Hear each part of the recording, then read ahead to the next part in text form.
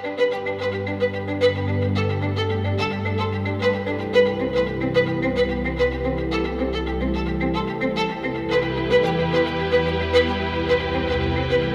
afternoon, Lili, and thank you for participating in the St. Louis Press Club's Hour in the Now series. Just great to have you. Today is August 18th, 2020, and I would like you to introduce yourself and tell us what you do, please. So I'm Lili Schliesser, and I am the project coordinator for Rockwood's Community Partners in Prevention Coalition. We just changed our name about 2 weeks ago. We were known as Rockwood Drug-Free Coalition, so that may be more familiar for folks. Yeah, well, so you took over about a year ago, maybe a little more than a year ago, is that right? It's been just over a year. Yeah, so had you anticipated anything like this?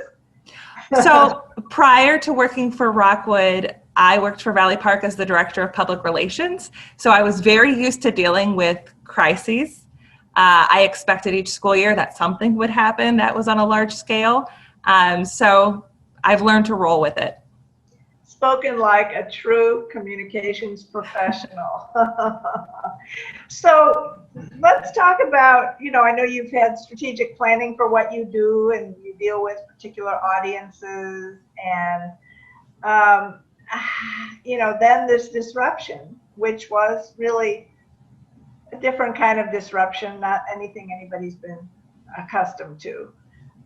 So how did you pivot to a new way of life for you and your stakeholders? So fortunately, we already were relying on virtual and digital communications to reach our stakeholders. Our message is not one that people go out of their way to connect to. So we're used to having to pay to play. So that we've just kind of amplified in terms of social media advertising and paid advertising to reach folks with our message. We've increased on both Facebook, Twitter, and Instagram. We've increased our ads in local newspapers, and we're starting a campaign with iHeartRadio. Mm-hmm. So it's more advertising than I think we've ever really done before, but it's just the best way to reach folks right now. Well, so let's be frank. Let's talk budgets. That's expensive. It is expensive. So a lot of what we would typically do would be programming in schools that we're not able to do. Most of what we're able to do right now, we're able to do through partner organizations who will come in and they will teach things virtually. And those are free to us and to the school district. So we have some extra funds in our budget right now. We're not putting on in-person events. Virtual presentations cost nothing but the $12 for Zoom or whatever that is. So we are able to take a larger portion of our budget and put it towards digital media just because we're not doing in person. Mm-hmm.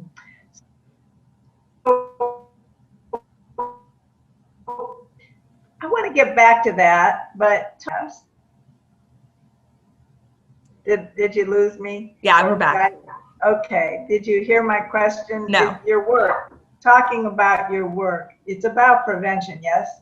So we work to both prevent and address substance use. So we're doing things in the community through education and programming to help create students of resiliency so that they have the skills to navigate life without trying drugs and alcohol. A big part of that is just mental well-being and making sure they know that drugs and alcohol won't really solve their problems. And what the resources are if they're struggling. And we also work with parents and school counselors and folks to address students who are using substances to make sure that they get the help and support that they need. Mm-hmm. So Lili, during this time, my goodness, seems as if those substances might be go-to places. Yeah. For people who are perhaps prone to that, but it's been depressing for a lot of people. So, a lot of our students, we do listening sessions and we talk to our students, and most students report stress and anxiety and depression for the reasons why they would try drugs and alcohol. We know that the numbers have gone up since the COVID pandemic.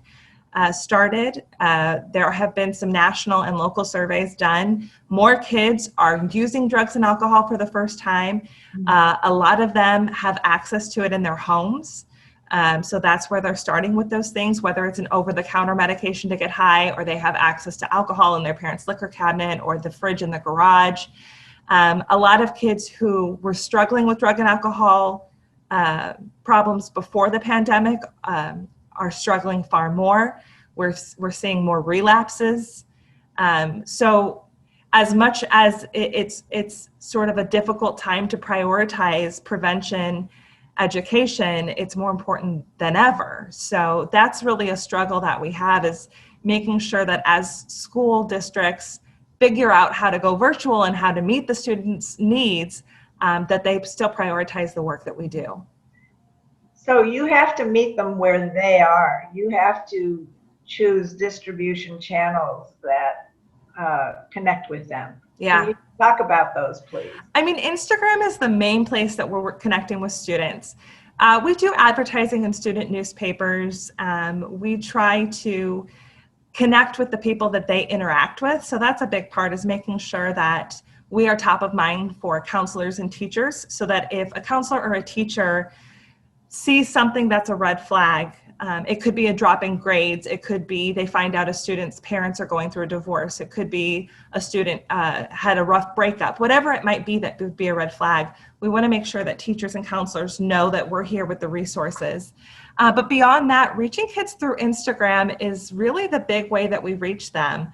We were really lucky to have a student intern over the summer who's created a ton of content for us for this coming school year that is on their level. It's GIFs and memes and just stuff that I, as a creative, have a hard time coming up with. I definitely have a history of creating content for teenagers, but I am not as good at it as a teenager. So we're really lucky to be in the position where we've got a ton of content, and we'll just throw advertising dollars behind that. But you know, the cool thing about social media advertising is it doesn't take a lot of money to reach a lot of people if you work it the right way. Mm-hmm. Well, you as a professional communicator appreciate, even if you are not the one who's creating this content, you have an appreciation for what makes good content. So yeah, that helps. Yeah. So what are some of the preoccupations of the last 8 months with regard to your audiences? Well, you know, we're understanding that screen time has a big impact on the well-being of users, and screen time has gone up. So it's hard because we're using screen time to engage students. We're using screen time to engage parents. Parents are a huge part of the conversation, because if parents are talking to their kids about drugs and alcohol, those kids are far less likely to use. So we're having these conversations in spaces where people are experiencing digital burnout. And so that's just something that we're super aware of. Trying to, like, we're going to do probably an in-home mailer this fall, which is something we have not done in years. Like, we have not put something in the mail to folks in a long time, because traditionally those things don't work as well as they used to. But right now, we're going to have to take advantage of screen burnout and try to reach people in more traditional ways. So that's another pivot again. And sometimes going back to what is old, tried and true. It's interesting to see bringing some of these methods back, these mechanisms back for communication. Yes. So with regard to new media, are there any programs there? It's part of the school district, yes? Or is it? It is part of the school district. So we're a community coalition that is funded by the school district. Yes, yes. So I wanted to make that distinction and make an understanding of that for my own benefit, for sure. But you know, can you speak to some of the new technology again? Other programs maybe that people are not aware of. Well, I think the greatest new technologies that I utilize are things like Canva and Biteable, where I'm able to create content that is super engaging. I don't have a degree in graphic design, and I don't have a graphic design budget. So once in a while, I'll use a tool called Fiverr, where you can hire designers from all over the world to create graphics and content and videos for you. I've been using them for a number of years. You can get fabulous content for under $100. So these tools really allow me to stay on brand and keep things looking sharp and professional without having to rely on a graphic designer. There's more tools than that, but those are the main go-tos that I use in our communication. So I'll use those tools to create an ad for the West News Magazine. I'll use those tools to create a post for Instagram. Right now we're advertising a parent toolkit that we can put in the mail that contains drug tests and information on drugs and alcohol that go to parents. I was able to create a video on that in Biteable in about a half an hour that explains everything that's in it, and it's super engaging. It has all the clips that support the content. So those are the tools I'm relying on. So the parents, though, are comfy with what you've presented to them as vehicles for communication? Yeah, so for the most part, I mean, our parents want video content. That's what the data says. So I try to create video content for them as much as possible. Make it super simple for them to click on a button and get access to the tools and resources they need. If it's overly complicated, if they've got to sign up for something, if they've got to go somewhere else to do something, they're just not going to do it, because for the most part, our parents don't think about drugs and alcohol until their kid is caught using. And we want to be in their face before that happens. So, yeah. What age group are we talking about? Talk about the ages that you cover here. So for the children, not the yeah. parents. So in terms of prevention, data shows us that students are starting to use things like over-the-counter drugs to get high as early as like 9 and 10 years old. So we really want to be having conversations with students at the elementary level.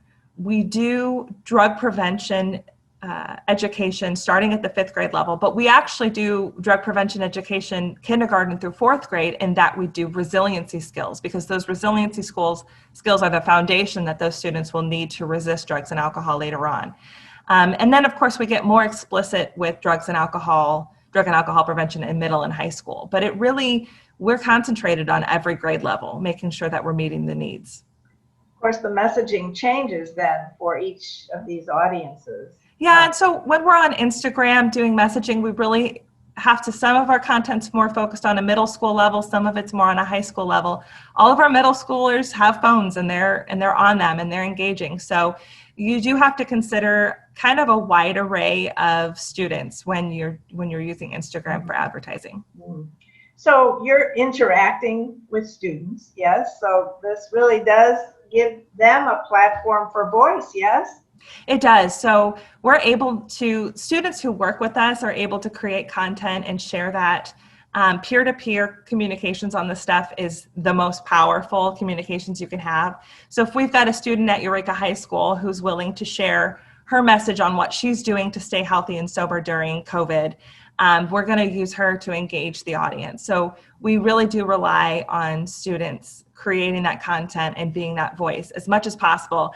They certainly get shy and don't always feel like supporting us with creating that content. But when we get somebody who's willing to do that, it's very powerful. I bet it is. I bet it is.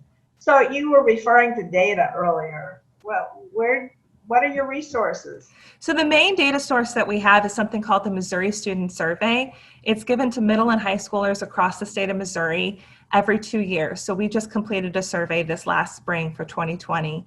And it surveys drug and alcohol use. It surveys conditions in the family. It surveys things like bullying and mental well-being. For us, a big factor is it surveys things like, do students think that marijuana is risky? Things like that, so we can understand not only what substances kids are using, when they're starting with those substances, and what their perceptions of those substances are. And then beyond that, we do listening sessions with both parents and students so that we can kind of fill in the gaps with that qualitative data. Mm-hmm. So how does Missouri compare to other states? Or do you follow that data at all? Yeah, to some degree, I follow how Missouri compares. There are certainly some substances that we've been higher on. Vaping would be one of those. Missouri is so diverse that what we see in the St. Louis area is not necessarily what we see in the Joplin area. So we really do most of our comparison across the county and looking at other schools that have similar demographics to us.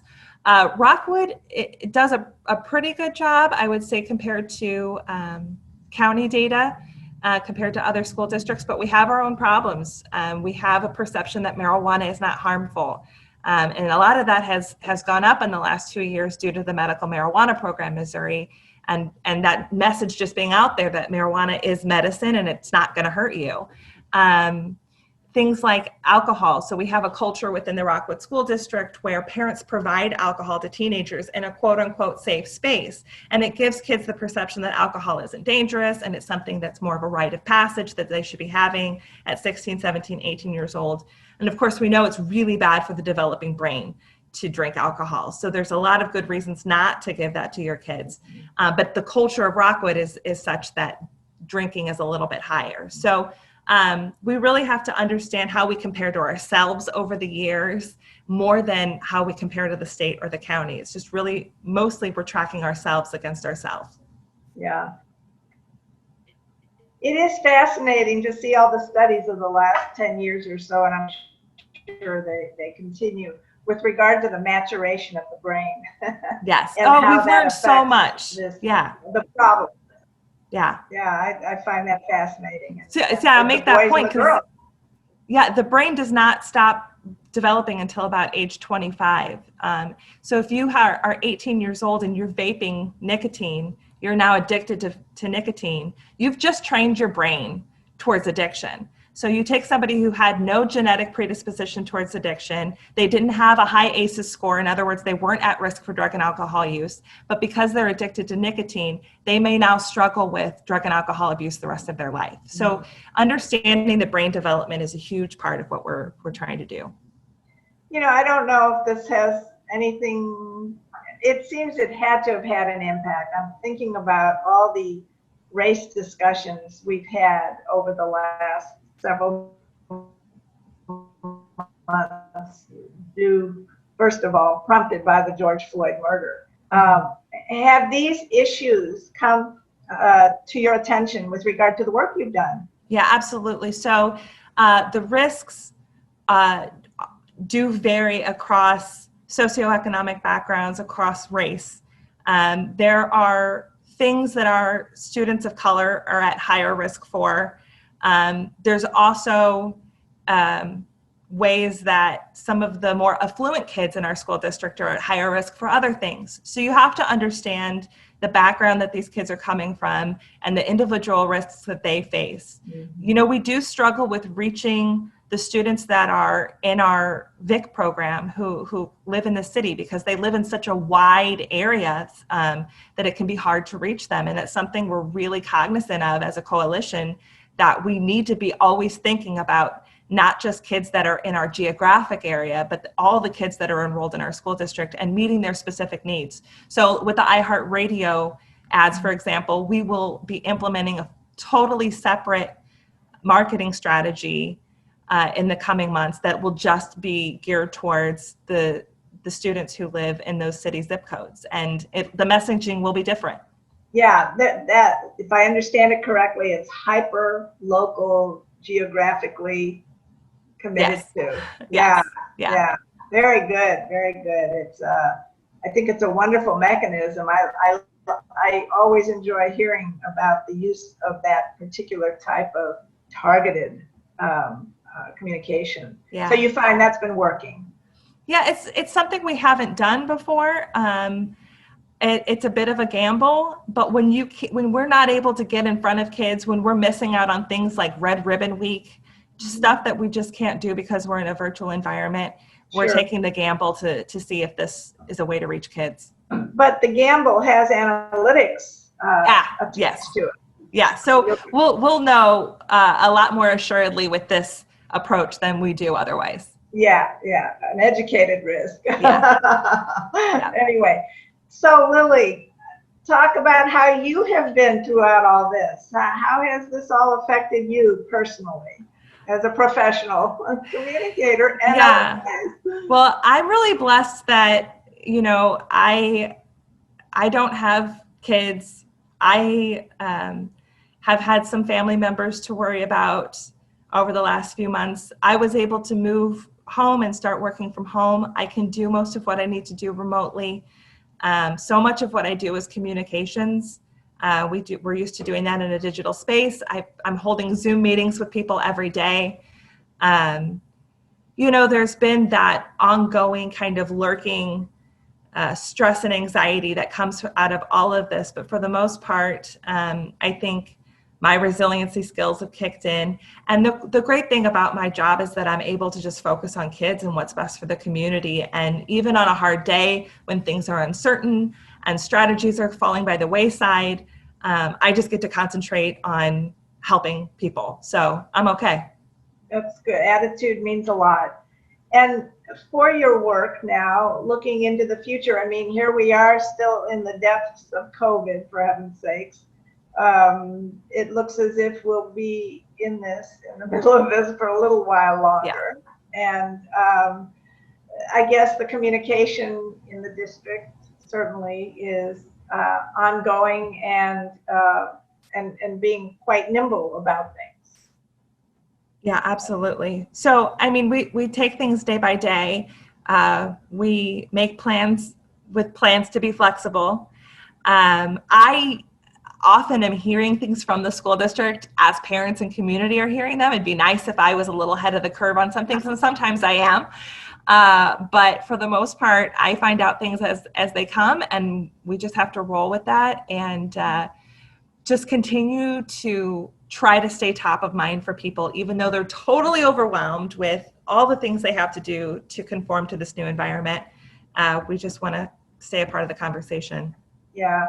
So if there are, it's not a negative I'm ending on, I hope. It should be a positive, but if you have any warnings about the substances that we need to be mindful of in this community that you know from the data you have, what would they be? Yeah, my main concern right now is marijuana use.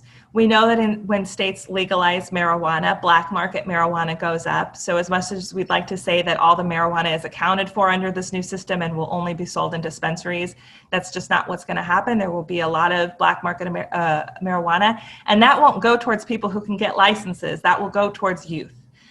So we're already seeing students reporting that marijuana does not appear to be dangerous to them. Increased numbers of marijuana youth. Marijuana, you know, it's kind of controversial to say, but it is a gateway drug for a lot of reasons. One of the main reasons is kids are kind of told that marijuana is in a category with a lot of other drugs. And when they try it and it doesn't have that big life impact on them, it's really easy for them to move to other substances. People might be surprised that vaping is not the substance that I'm most concerned about. The numbers are down on vaping across the board, which is good.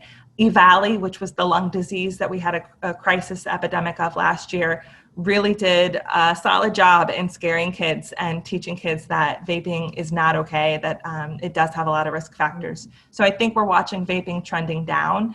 It's still high, so I'll say it's still higher than marijuana. More kids are vaping than are using marijuana, so we still need to be aware of that, and we need better legislation to make sure that kids don't have access to that. But marijuana is what I would want families to keep an eye on and educate themselves on the actual medicinal benefits of it and the risks to their families.